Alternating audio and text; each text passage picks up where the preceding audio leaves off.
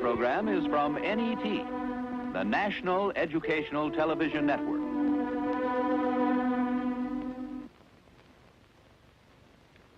Is it possible to totally bring about a mutation in what is?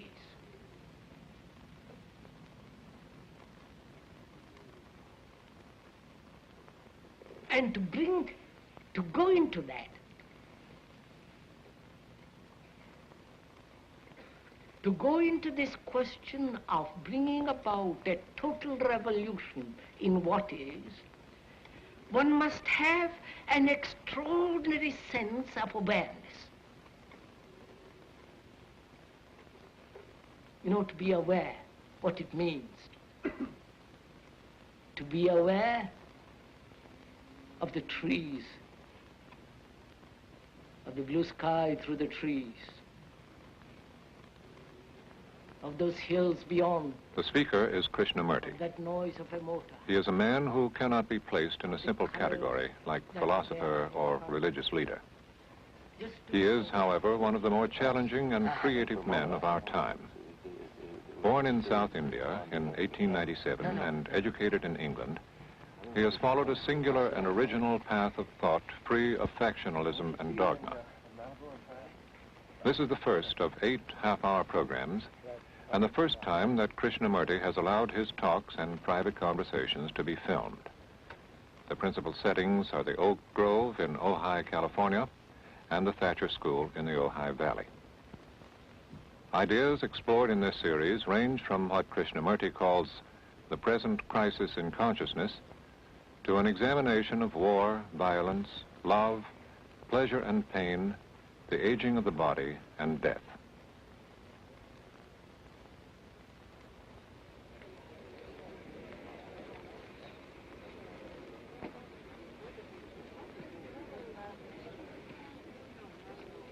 We were saying how very important it is to bring about in the human mind a radical revolution. The crisis,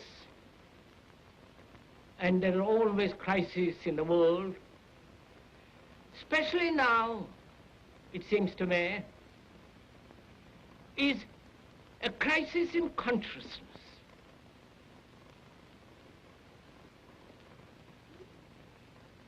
A crisis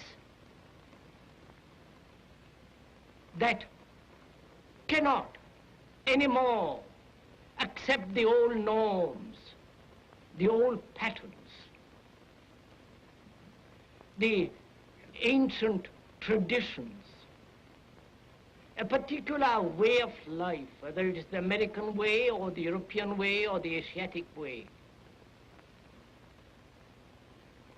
And considering what the world is now, with all the misery, conflict, destructive brutality, aggression, tremendous advancement in technology, and so on,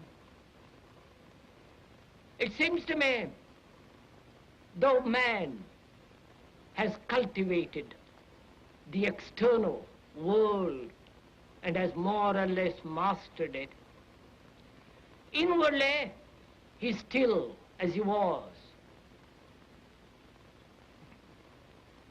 A great deal of animal in him is still brutal, violent, aggressive, acquisitive, competitive, and he has built a society along these lines. What do you think is happening to the whole American people as a whole?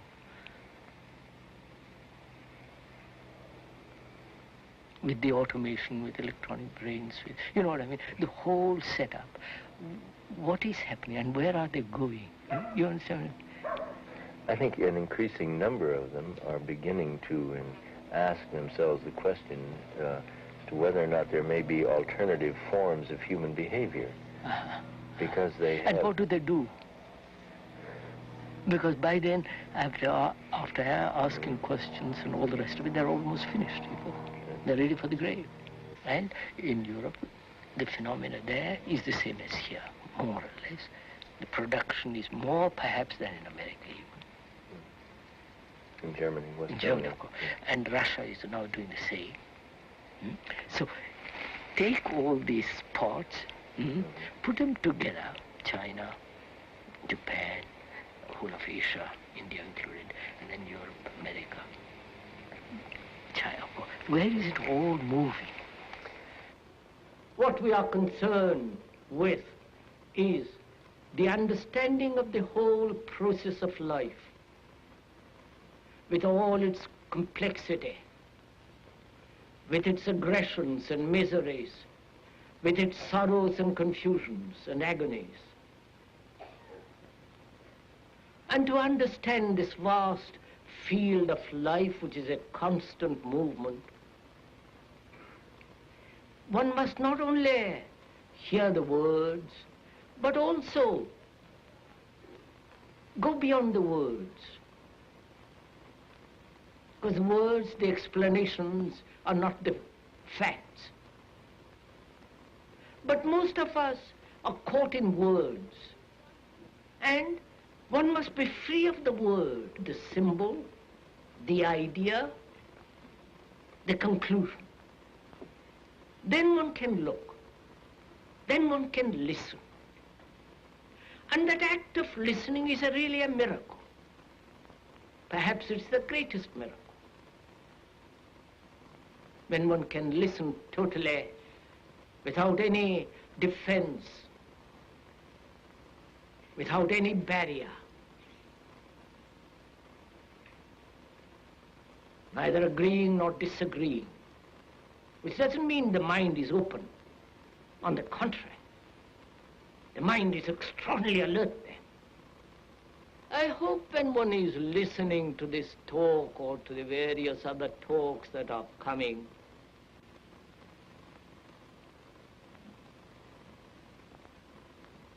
one hears a lot of words.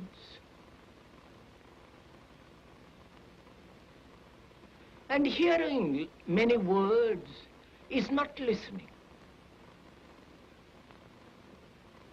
It's like a noise among the leaves. Soon passes away.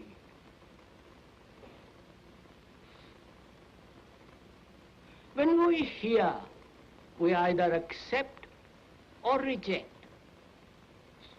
Or we translate what we hear according to our knowledge, our background.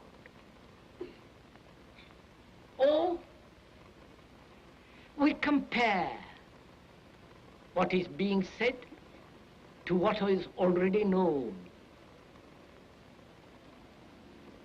Or we oppose one idea by another.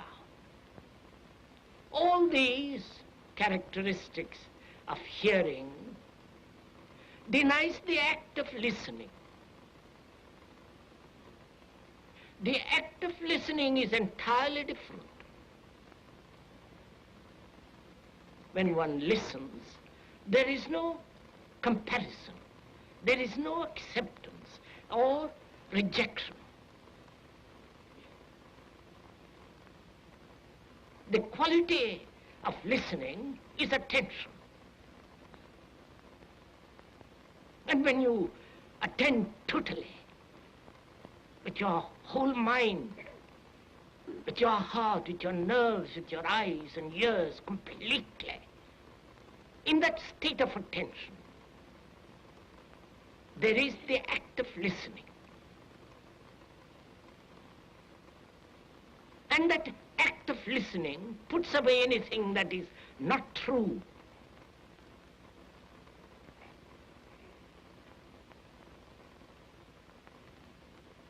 When you give your whole attention to something,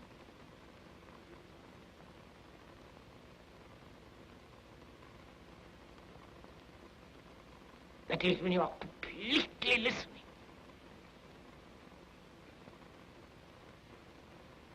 You listen to the totality of the thing. When you attend, there is no borders of inattention.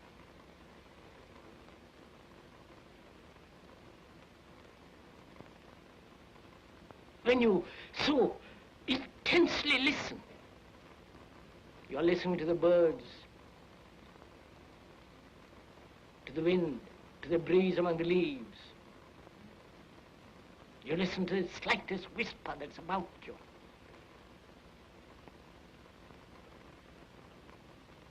So in the same way, when one listens, that very act of listening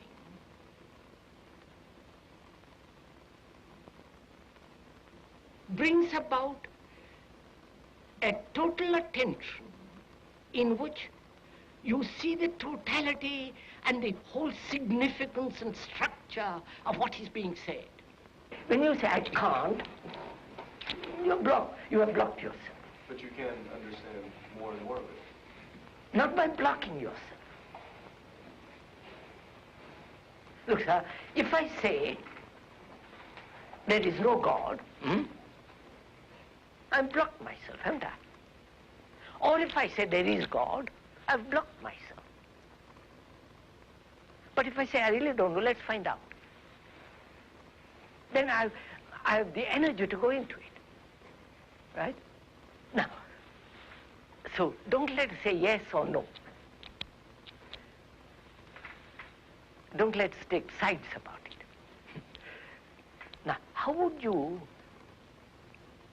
see the totality of something, of life? You know, get a grasp of, feeling of it, a touch of it, a smell of it. Well, as I said, by trying to take more and more of it and understand more and more of it. Ah, you have no time. I know, that's the problem. That's the problem, of course. You're saying that's that what you I can't said. go that way. That's what I said at the beginning. Yes. I mean, if I take time, you know, it'd be impossible. Follow it up step by step. You have approached this problem with the habitual tools, and you have eliminated those tools.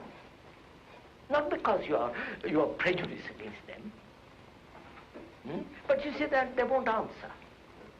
Now, when you have eliminated them because they do not answer, your mind is sharper, isn't it?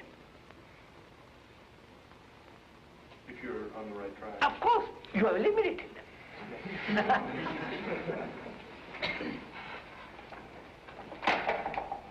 Right? Of what significance is hope and faith to living?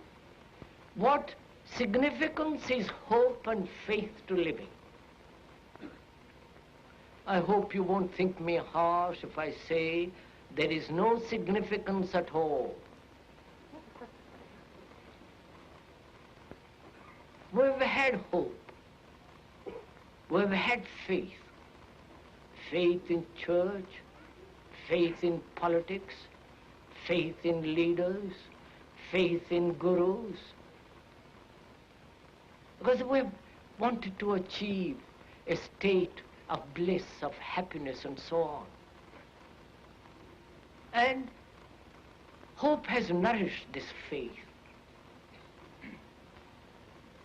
And when one observes through history, through our life, all that hope and faith have no meaning at all. Because what is important is what we are. Actually what we are. Not what we think we are. Or what we think we should be. But actually what is. If we know how to look at what is, that will bring about a tremendous transformation.